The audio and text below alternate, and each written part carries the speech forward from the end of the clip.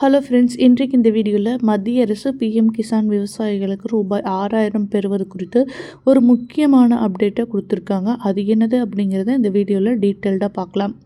மத்திய அரசு விவசாயிகளின் உற்பத்தியை பெருக்கவும் வருமானத்தை அறிவிக்கவும் பல்வேறு விதமான முயற்சிகளை எடுத்துகிட்டு வராங்க.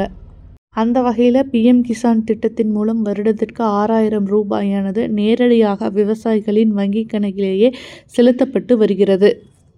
இந்த தொகையானது சரியான நபர்களை சென்றடைய வேண்டும் அப்படிங்கிறதுக்காக பல்வேறு விதமான சோதனைகளையும் மேற்கொண்டு வராங்க.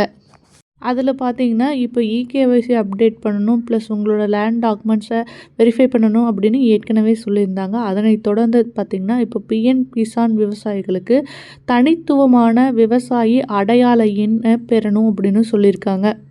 அதுக்கு உங்கள் அருகில் உள்ள வேளாண் விரிவாக்க மையங்களில் போய் அப்ளை பண்ணிக்கலாம். அல்லது நீங்கள் ப்ரைவேட்டாக பண்ணுறீங்க அப்படின்னா நீங்கள் ஏதாவது சிஎஸ்சி சென்டரில் போய் கூட அப்ளை பண்ணி இந்த விவசாயி அடையாள எண்ணை வாங்கிக்கொள்ள முடியும்.